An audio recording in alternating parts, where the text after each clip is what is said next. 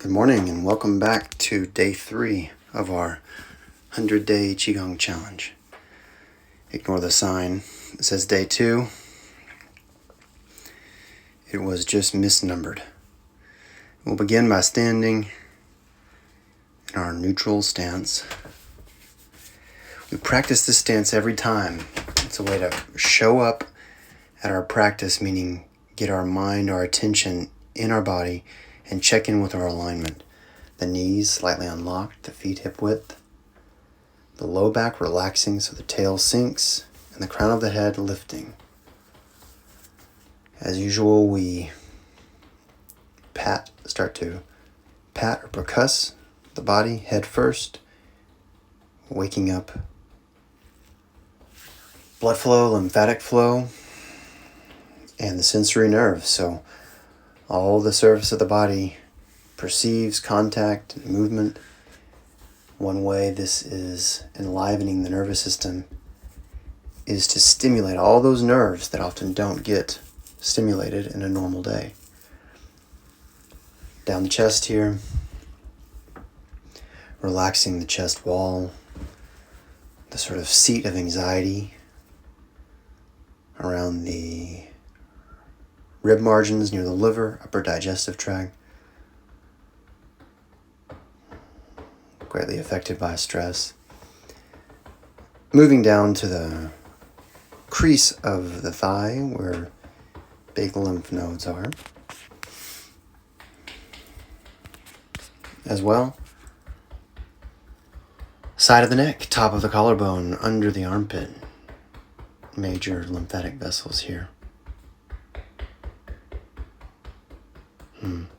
As we're doing this, we start to breathe. Notice the mind isn't quite present at first. Maybe you're still sleepy. If you do this in the morning, that's okay. And today we'll occasionally be percussing at the base of the neck. So swinging the arm with the weight of the body, not with the muscles of the arm, to sort of slap underneath the neck, right on the spine. When you hit it in the right spot, there's a comfortable thud. It shouldn't feel jarring or painful. And then we percuss the back. Kidney area, not too hard.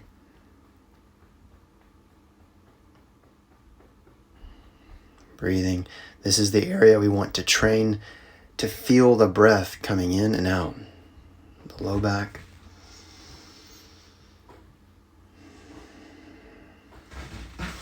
Now we move on to our rotations, our arm swinging. Turning the hips.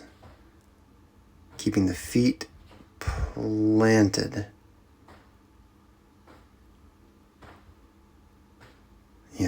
Letting the arms hang loose and percuss the body. So they will be patting around across the SI joint and the front of the hips. Try to keep the feet very anchored here. So I would do well to keep my heels better anchored and my knees more stationary.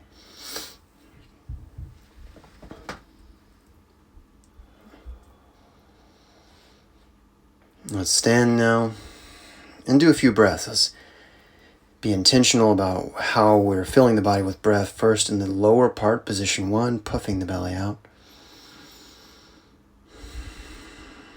Emptying the low belly.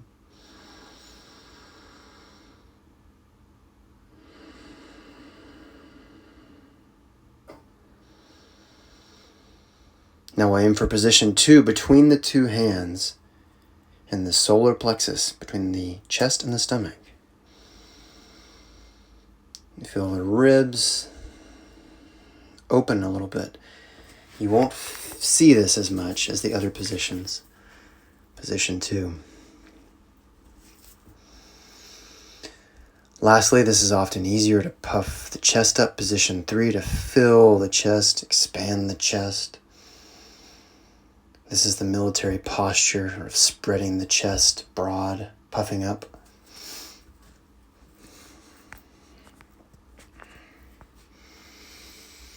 And then we'll want to tie them all together. So 1, 2, 3 on the inhale. And 3, 2, 1 on the exhale.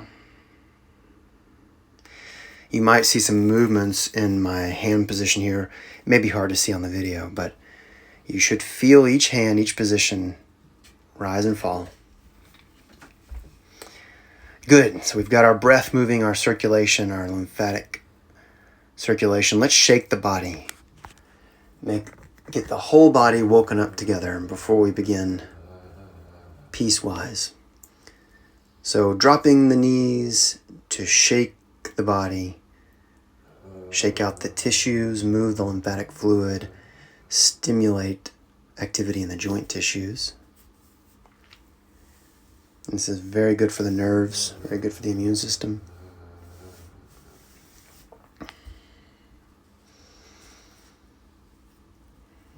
There's a general trend of stagnation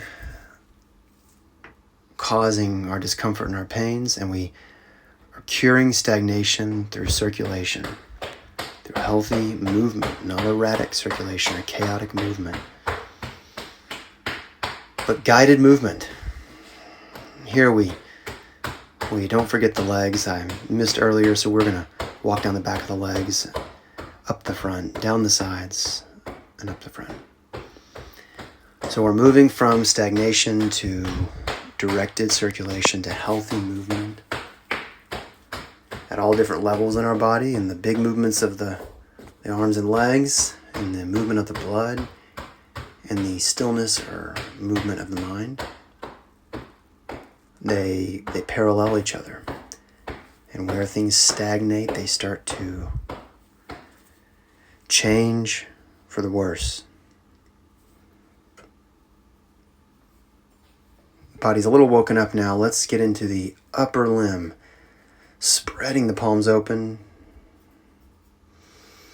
Tight shoulders make it hard to straighten the elbows. Do your best here, pulling the pinkies back behind you. Reaching up tall, and then taking the ribs side to side. Reaching from the ribs, the arms will move, but it should be an effect of pressing the side of the ribs to one side and the other. And then folding forward at the hips, letting the head and back stretch downward, again reaching side to side.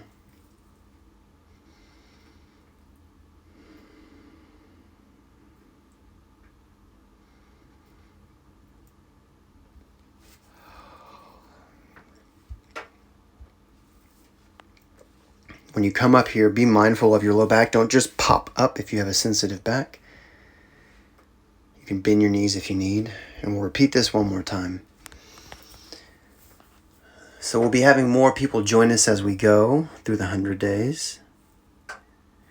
We'll be doing mainly the same pattern of movement, though we will cycle through a couple related movements and practice shaping our daily movement session to the needs of our body on that day. But we do want to visit the main core movements over and over and over until these are driven into our memory, our body, and they just become part of who we are.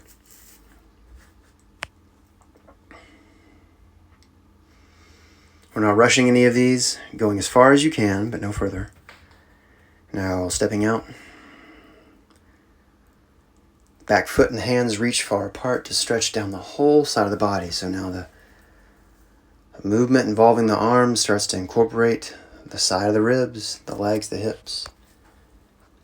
You may feel different things in your body depending on your limitations. The important thing is to stay attentive, to breathe, to go to your limit, not to be lazy, and not try, but don't push it. Strain or pain won't yield much.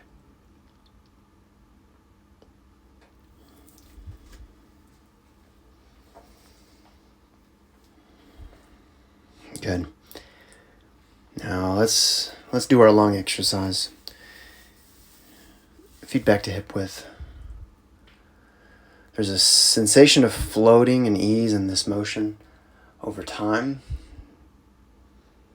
The weight of the arms seems supported by the back and the legs. And it's just a very smooth, simple motion that opens the chest up, closing the back on the inhale. Exhaling, closing the arms together, opening the back, reaching out through the fingertips the whole time. And you'll see we're still in our basic posture. Our feet are still hip width, our tail is sinking, our head is lifting. You'll find you lose some of these cues during the movement because you're distracted on other things. So when you think of it, step back, remember those cues, and try to keep them there as you introduce new movement. Feet go wider now as we do our hip circles. Simple motion, so excellent for waking up the whole waist and lower body. The waist is sort of the door to the lower body. It's no surprise we have so many of us problems there at where the spine meets the pelvis, where the junction of the upper body and middle body meet. So we use this to limber it up. Same with these pelvic rotations.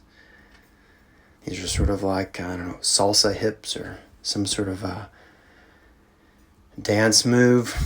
Find the muscles that will rotate your pelvis and your sacrum in a smaller circle. Any of these you have questions on, you can text the message the group, or even call the clinic, or even set up a private session with me to review any of the movements. Our Phoenix stretch is next.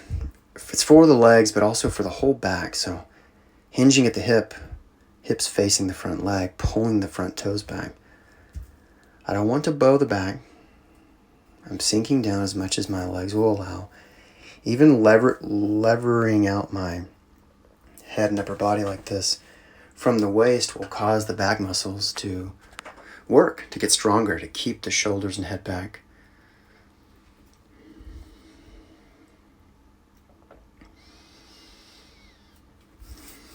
A few breaths each side. And then back to the first side, we grab opposite elbows, and the image is that we're going to reach the elbow to the foot. On day 3, my elbows are still quite far away, but watch your own progress. See if you don't find a lot more reach in that elbow as time goes on. Pulling the toe back. Weight in the back leg, that's important. Weighting the front leg will change the dynamic a bit. So it's tempting here, but keep the weight mainly in the back leg.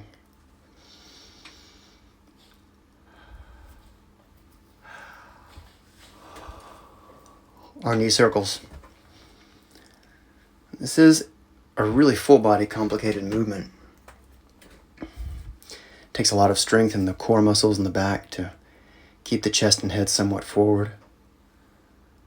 We'll see my head and chest face more forward over time. But it also shows us our tight areas in our calves and ankles, and obviously our hips. Try to make the circle smooth for now. Don't lean the weight in the arms. Go as low as you can, as smooth as you can. Same here, going down and up. The hips will get lower over time as our calf mobility, our calf flexibility improves.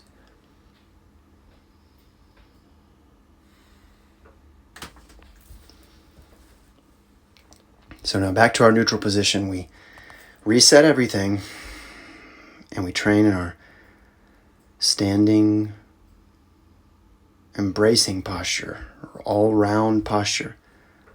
All the contraction in our body from driving, riding, eating, sleeping, etc. We now open up. It's small to see, but on the inside you can feel a roundness in the armpits, the elbows, the hands, the fingers, the chest, the groin, the back of the knees. We keep sinking the tail, lifting the head. and we float. If our arms start to feel heavy, we put that weight down our back. You'll know what that means. Over time, let the shoulder blades drop. Don't hold them up with your upper shoulder muscles. The shoulder blades drop and let the low back relax. The weight will fall through the pelvis into the legs, into the floor. And it'll become very easy to stand here.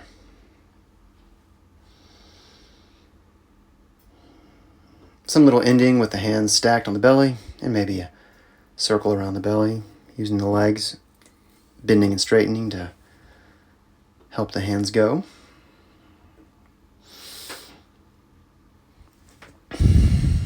We can go one way or both ways. Great job. We'll see you tomorrow. Thanks for being here.